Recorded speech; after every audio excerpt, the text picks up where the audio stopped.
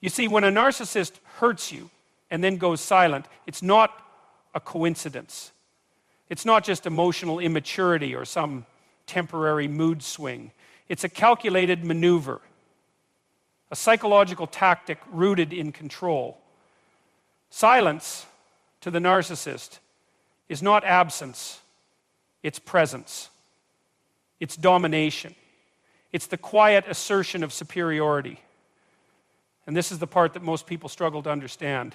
When someone hurts you, your instinct is to reach for understanding, to seek closure, to try to reconcile what just happened with the person you thought they were. But a narcissist knows this. In fact, they count on it. There's a concept in psychology called intermittent reinforcement. It's a powerful conditioning method where rewards are given inconsistently, just enough to keep someone hooked, like a gambler pulling a slot machine. Narcissists employ this with silence. One moment they're intense, connected, even affectionate, then the next they vanish. And after they've wounded you emotionally, they withdraw entirely. Why? Because silence in the wake of emotional injury confuses the human mind. We are social creatures, wired for connection. When that connection is abruptly severed, especially by someone we trusted, the disorientation is profound. Now, let's not romanticize this as some tragic flaw in the narcissist. This is not a broken child simply acting out.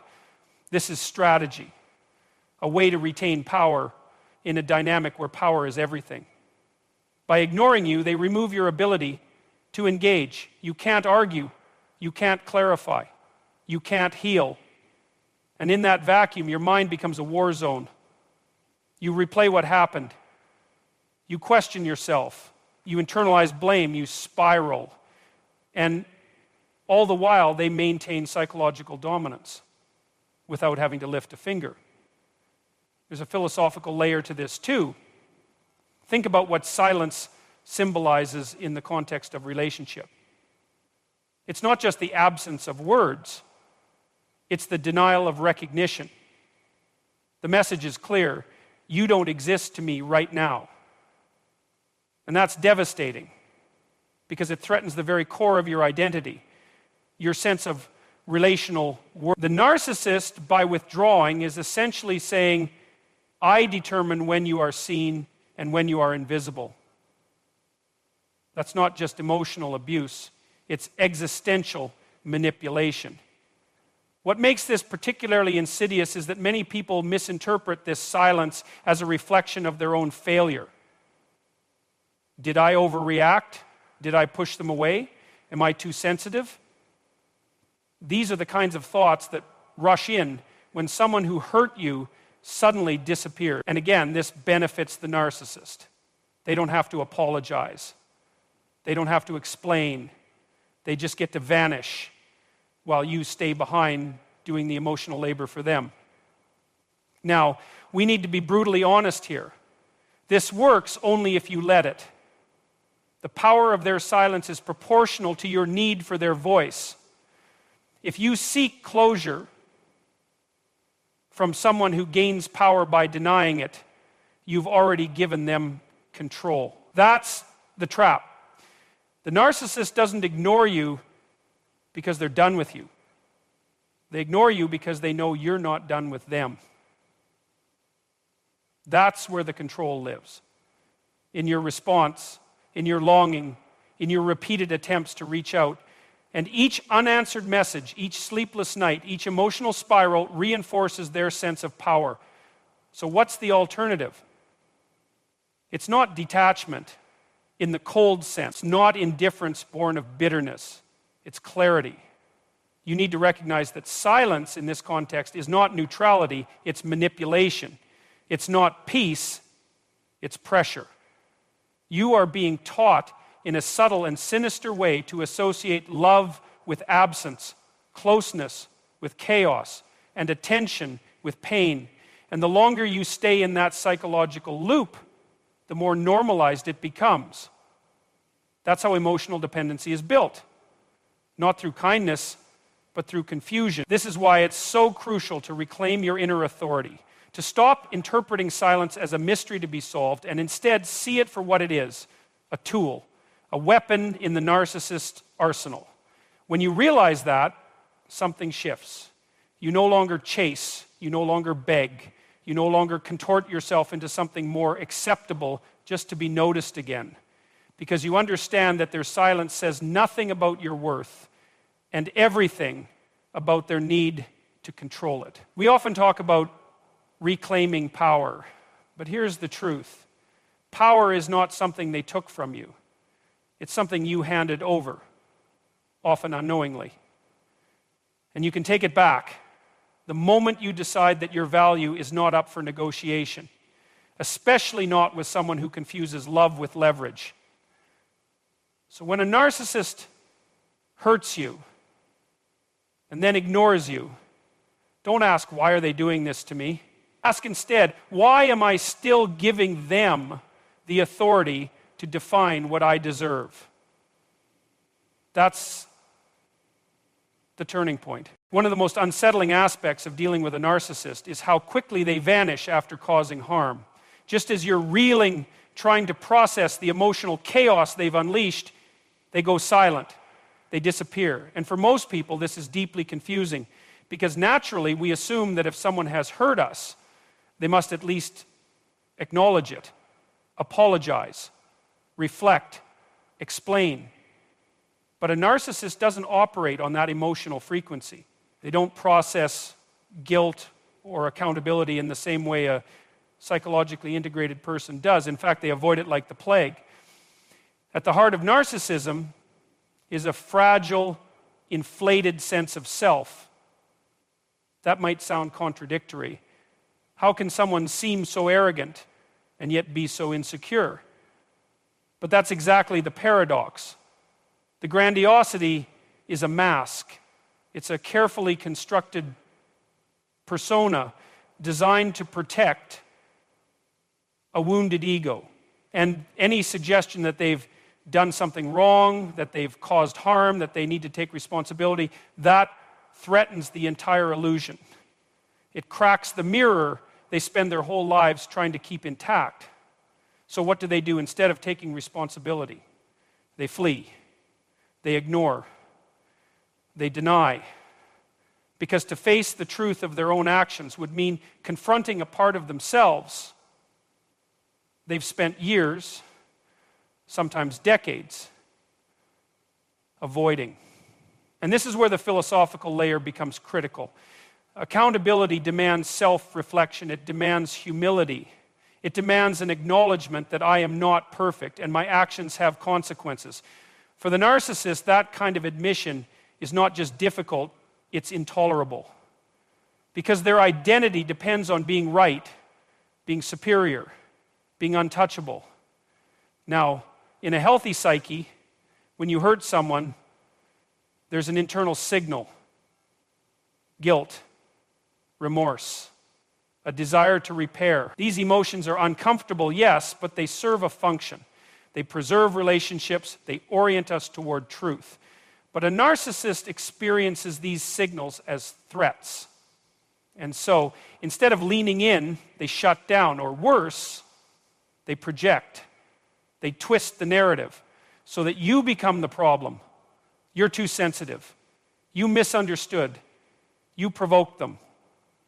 And in this way, they dodge accountability while simultaneously eroding your sense of clarity. This dynamic creates a psychological imbalance that's deeply damaging to the person on the receiving end, because you're left not only with the pain of the original wound, but also with the additional burden of confusion. You're stuck trying to figure out what just happened, why they won't acknowledge it, and whether it was somehow your fault. This is a classic narcissistic defense mechanism: deny the injury, deflect the blame, disappear from the aftermath. That way they preserve their fragile ego while you're left holding the emotional weight of a two-person problem. The tragedy is that many people internalize this. They absorb the silence as a form of judgment. If they're ignoring me after what happened, maybe I really did overreact. Maybe I was too much. Maybe I drove them away. But this is not truth. It's trauma logic. And it stems from the assumption that emotionally mature behavior is the default in others.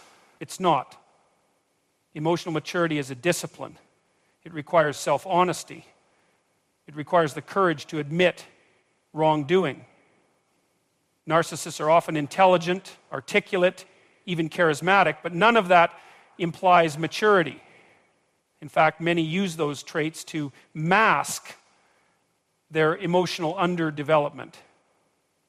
When a narcissist ignores you, after hurting you, they are avoiding the confrontation with themselves. And that should tell you something important. Not just about them, but about how you respond. See, the real question isn't just why they won't take accountability. It's why you continue to wait for it. Why do you remain emotionally tethered to someone who has demonstrated they cannot or will not reflect on their behavior? This is where the deeper psychological work begins. It's not just about seeing the narcissist clearly. It's about seeing yourself clearly. What need is being activated in you that makes their silence so intolerable? Is it a fear of abandonment?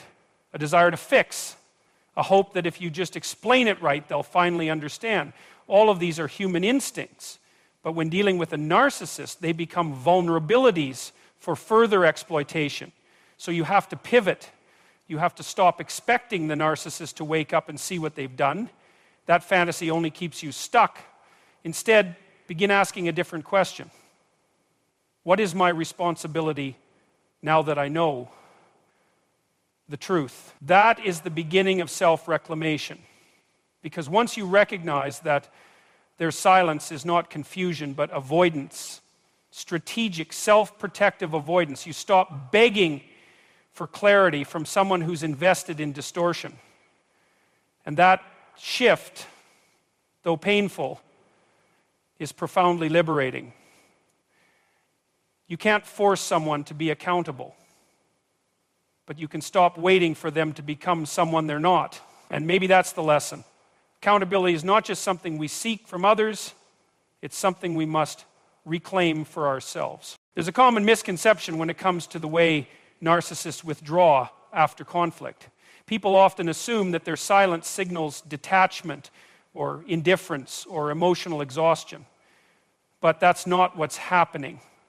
Not really. When a narcissist ignores you after hurting you, it isn't because they're overwhelmed or uncertain. It's because they're punishing you.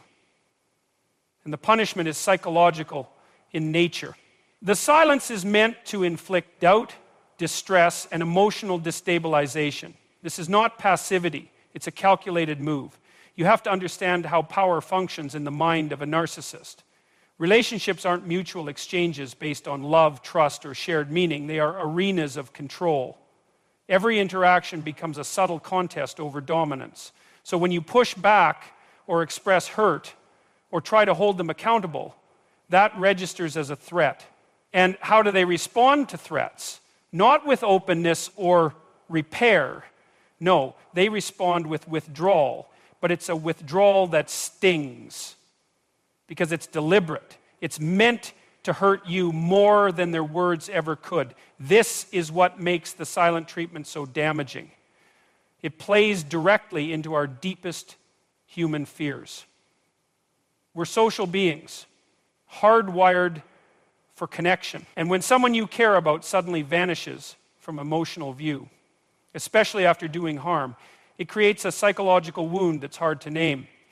You're left not only dealing with what happened, but also with the eerie silence that follows. The unanswered calls, the cold stares, the vanishing presence. It feels like emotional exile, and that's exactly what it's meant to feel like. The narcissist is saying, without ever saying it, you crossed a line. You're now being punished. And I will acknowledge you again only when you've learned your place. That's the message. It's not about reconciliation. It's about obedience. They want you to submit, to question yourself, to regret standing up for your dignity. The silence is a behavioral correction tool, like how a trainer punishes a dog, only this isn't training. It's domination disguised as distance. Now, here's where it becomes psychologically complex. If you grew up in an environment where love was conditional, where affection was earned through compliance, then this dynamic might feel familiar, even comfortable in a twisted way. You begin to believe that if you just apologize, if you just explain better, if you just soften your tone, maybe the narcissist will re-engage.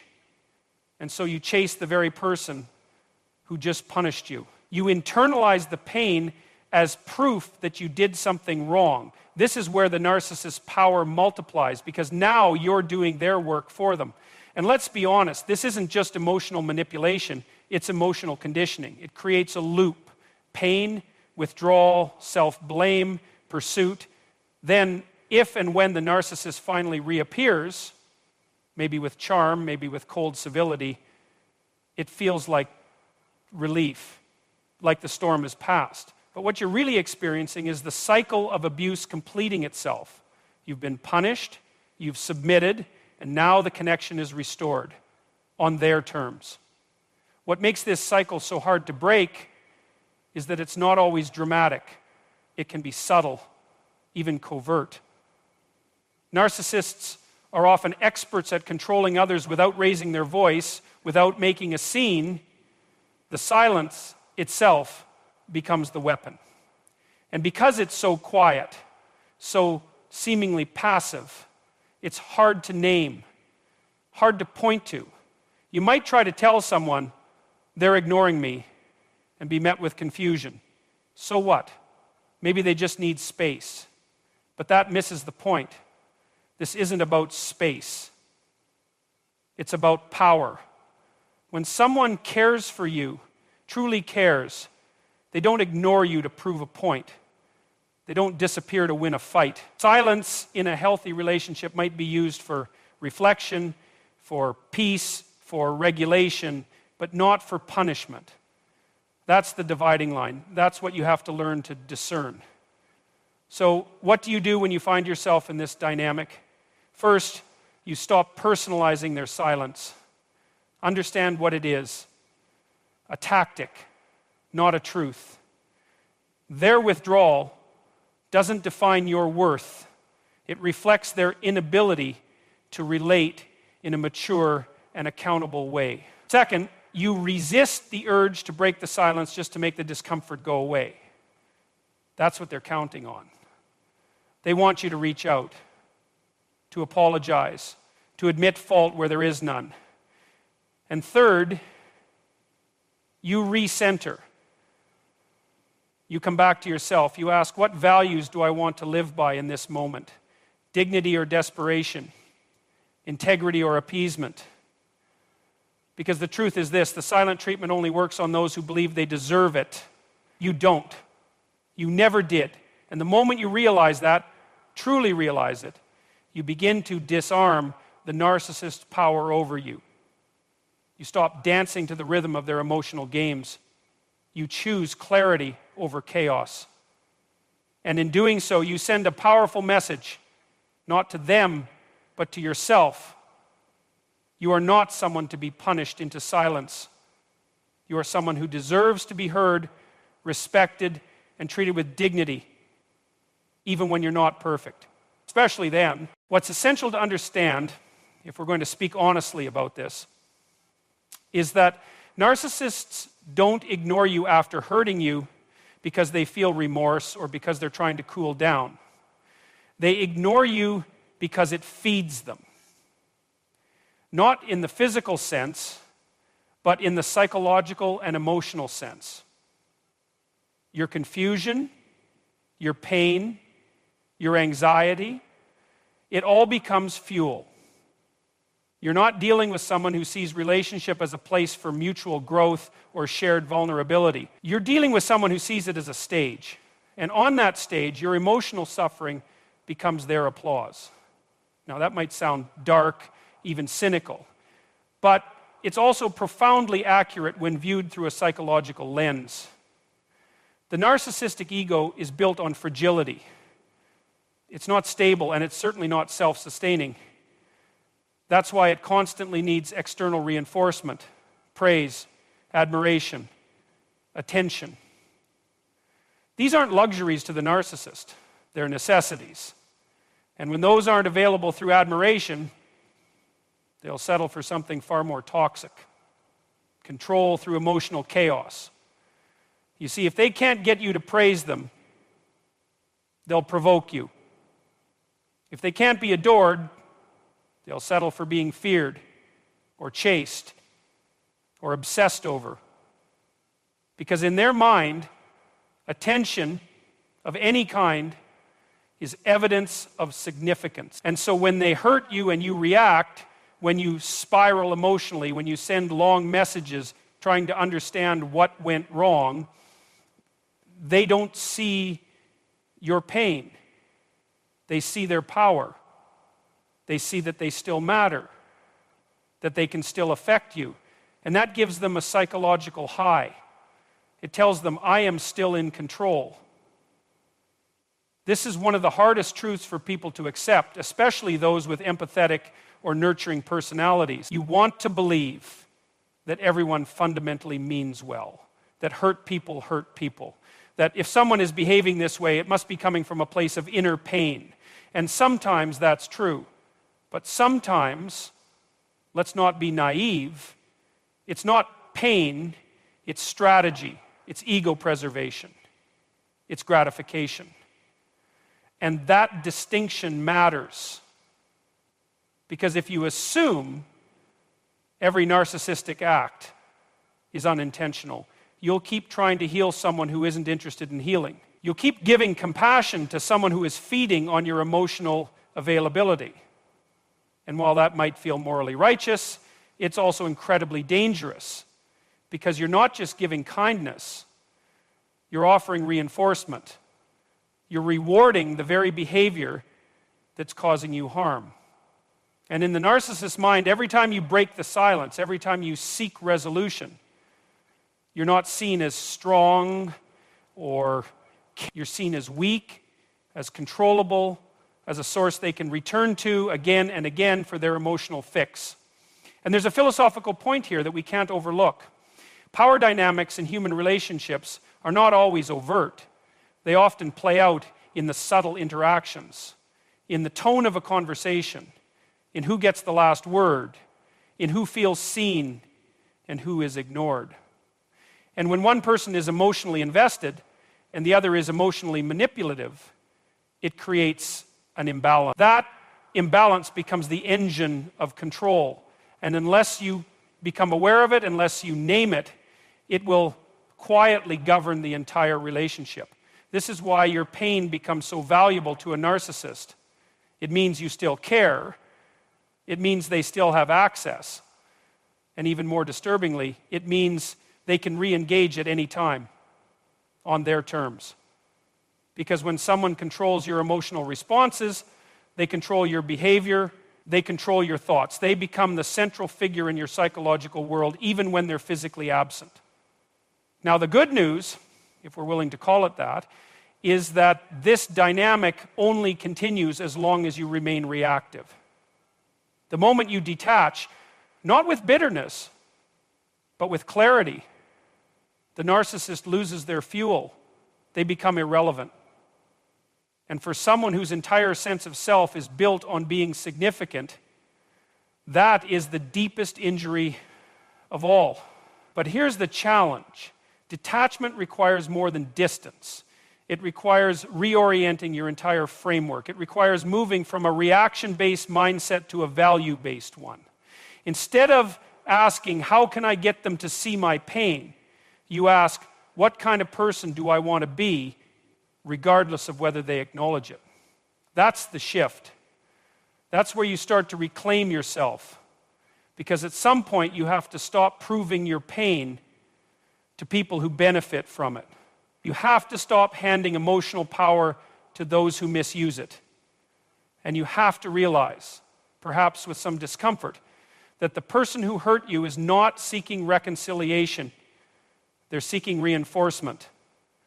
They're not interested in your healing. They're invested in your hurt, because your hurt keeps them central. So don't give them the satisfaction.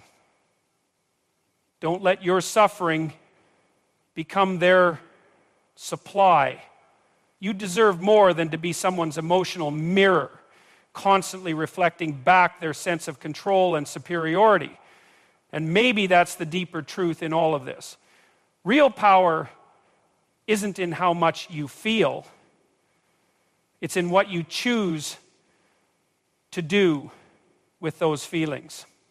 There's a pattern that reveals itself over time once you've been in enough relationships, or even just one with a narcissist. After they've hurt you, after they've ignored you, after they've twisted the narrative to make you question your sanity, something unexpected happens. You begin to feel isolated, not just from them, but from yourself, from the world, from reality. And that's not accidental. That's the point. One of the most devastating psychological tactics narcissists employ is emotional distancing to disorient your sense of truth. Now, let's be precise. We're not talking about physical distance. We're talking about a deliberate, carefully engineered form of emotional disconnection. They create confusion, not by shouting or arguing, but by withholding. They stop responding to your pain. They withdraw validation. They act indifferent in the moments you most need empathy. And this lack of engagement, this flat refusal to acknowledge your reality, begins to erode your internal compass. You start to question, am I overreacting? Did I misread this? Maybe they're not that bad. Maybe I am the problem. That's the psychological trap. Narcissists don't need to be uncertain, because in uncertainty, they gain the upper hand. When you no longer trust your emotions, when you start to hesitate before expressing your needs or boundaries, they've already won the battle. That hesitation is the signal. It tells them you're malleable, that your sense of self is weakening. And that's when the real manipulation deepens. This process, what psychologists sometimes call gaslighting, is not always overt.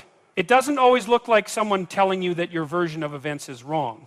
Sometimes it's just the strategic silence after you share something vulnerable.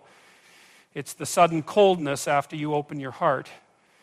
It's the subtle eye roll, the dry okay, the refusal to engage in meaningful dialogue. These are all tools.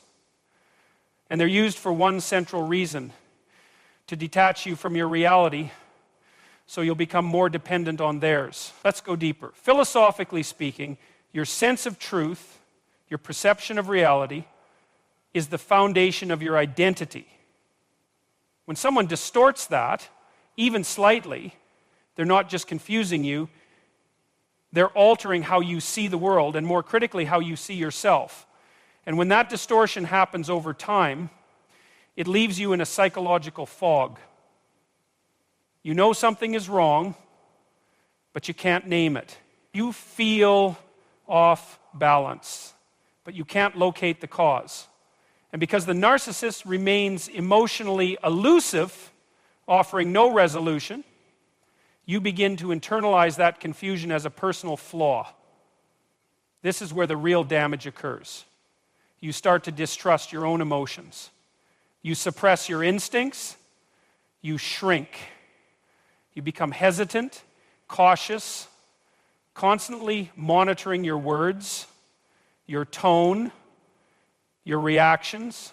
Not because you're afraid of overt abuse, but because you fear the emotional distance, the chilling void they impose when they're displeased. That emotional distance becomes your punishment, your teacher, your cage. And that's the tragedy. Because once you begin to accept that emotional unavailability as normal, as deserved, as your fault, you become easier to control. And let's not soften the truth here. That is the goal. The narcissist doesn't want a relationship based on mutual recognition. They want a dynamic where they set the terms, where your emotional reality is contingent on their approval. And the more they can disconnect you from your inner truth, the more power they wield over your life. But this kind of manipulation only works if you stay confused. The moment you start to notice the pattern, not just the individual episodes of silence or blame shifting, but the structure of the entire emotional game, you reclaim power. Because awareness cuts through fog like a blade. When you can name the dynamic, you begin to anchor back into yourself. You start to say, no, this doesn't feel right. I don't need permission to trust what I feel. I don't need their validation to believe what I experience. That clarity is everything. It's the beginning of psychological freedom. And let's be honest, freedom doesn't come without grief. Because part of waking up from this disorientation is facing the truth. The person you hoped would love you, protect you, or at least respect you, has no interest in meeting you in reality. They thrive in distortion. They flourish in ambiguity. And if you want to reclaim your sanity, you have to walk away from their world. Not always physically, though sometimes that's necessary, but emotionally, intellectually, spiritually. You have to draw a line, not to punish them, but to preserve yourself. It's not easy. There will be moments of self-doubt where you'll be tempted to return to the familiar fog just because clarity feels too painful. But remember, pain with clarity is 1,000 times better than comfort in delusion. Because at least with clarity, you can rebuild, you can heal, you can grow. Fog only keeps you lost. So if you find yourself questioning your emotions, doubting your reality, feeling distant from the truth you once knew, pause, reflect, and ask yourself, whose voice am I really listening to? Mine or theirs? Because your truth doesn't require their permission. It just requires your courage. Let's talk about what happens after the narcissist hurts you, ignores you, and vanishes into silence. Because there's a subtle yet profound illusion that begins to take root in your mind, often without you even realizing it. You start to believe that their absence is about you.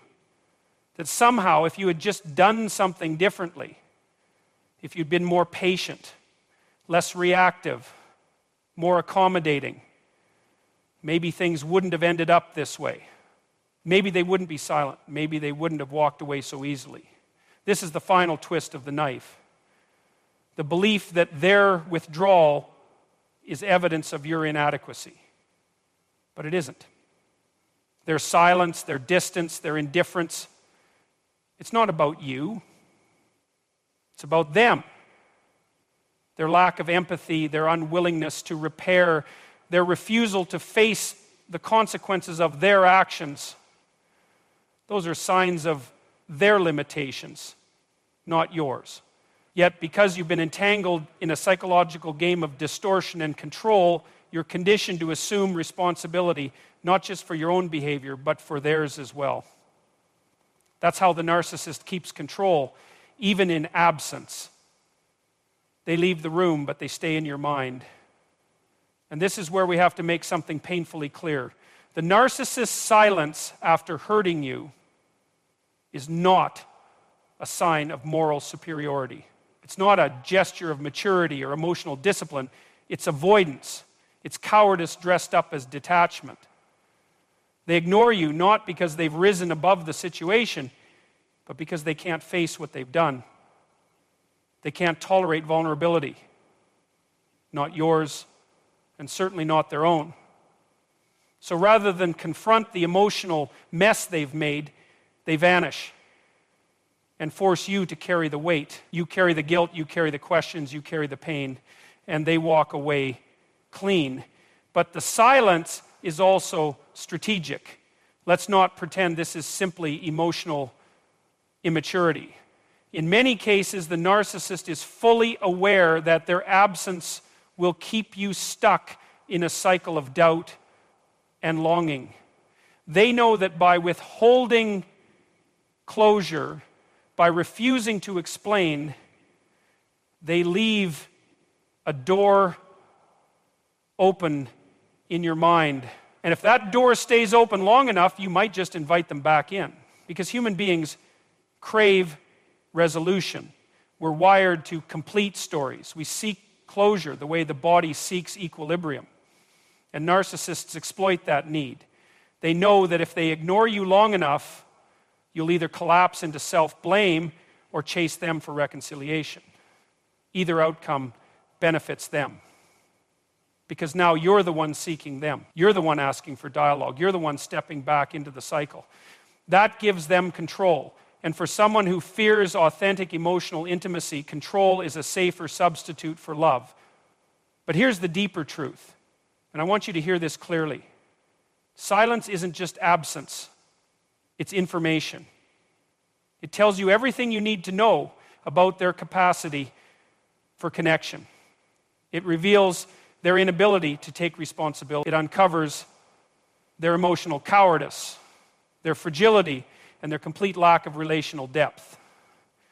When someone can hurt you, then ignore you, and feel no urgency to repair, that is not a person who is emotionally safe. That's a hard reality to accept, especially if you still care about them.